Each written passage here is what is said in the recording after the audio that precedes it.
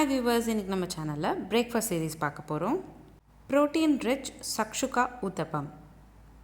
இந்த ரெசிபி ஒரு fusion food. இந்த ரெசிபி ஆக்சுவலாக முட்டையில் செய்வாங்க.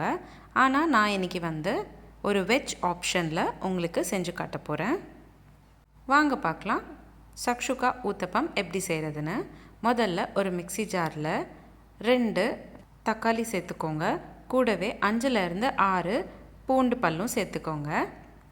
அடுத்ததாக 1/2 கப் பன்னீர், அதாவது 50 கிராம் போல் பன்னீர் சேர்த்துக்கோங்க.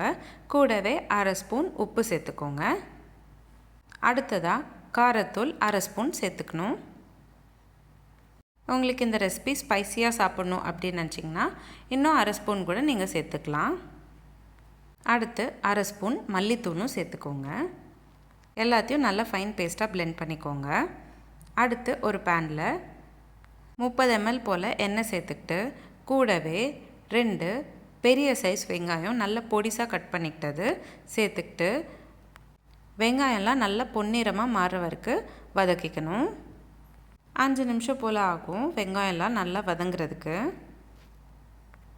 வெங்காயம் நல்லா வதங்கினக்கப்புறம் நம்ம அரைச்சி வச்சுருக்கிற பன்னீர் பேஸ்ட்டு சேர்த்துக்கணும். உங்களுக்கு தேவைப்பட்டால் குடமிளகாவும் இந்த ஸ்டேஜில் ஆட் பண்ணிக்கிட்டு சாட் பண்ணிக்கலாம்.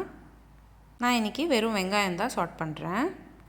பன்னீர் சேர்த்தக்கப்புறம் சிம்லேயே வச்சு நல்லா வதக்கிக்கணும். 2 நிமிஷம் போல் வதக்கிட்டே இருந்தீங்கன்னா பன்னீர் பேஸ்ட் கொஞ்சம் திக்காயிட்டு நல்லா வெந்துடும். விடாமல் கலந்து விட்டுட்டே இருக்கணும், இல்லைன்னா அடி பிடிச்சிடும்.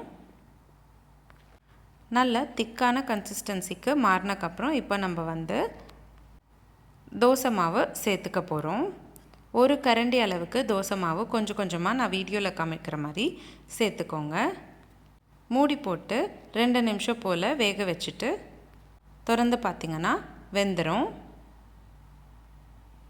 நான் அடுத்து தாளித்து வச்சுருக்கேன் கடுகும் கருவேப்பிலையும், அதுவும் நான் இப்போ லாஸ்ட்டாக சேர்த்துக்கிறேன். அவ்வளோதான். சிம்பிள் அண்ட் ஈஸியான, அதே சமயம் healthy, protein rich shakshuka uttapam ready ஆகிடுச்சு. இந்த ரெசிபி ஒரு ஃபியூஷன் ஃபுட் அப்படின்றதுனால ஒரு வாட்டியாச்சு ட்ரை பண்ணி பாருங்கள். ரொம்ப டேஸ்டியாக இருக்கும். இந்த ரெசிபி உங்களுக்கு பிடிச்சிருந்தா லைக் பண்ணுங்கள், ஷேர் பண்ணுங்கள். இதே மாதிரி டெய்லி ஒரு ரெசிபி பார்க்குறதுக்கு என்னோடய சேனல் சப்ஸ்கிரைப் பண்ணிக்கோங்க. நம்ம சேனலில் இந்த மாதிரி நிறைய சீரீஸ் போஸ்ட் பண்ணியிருக்கேன்.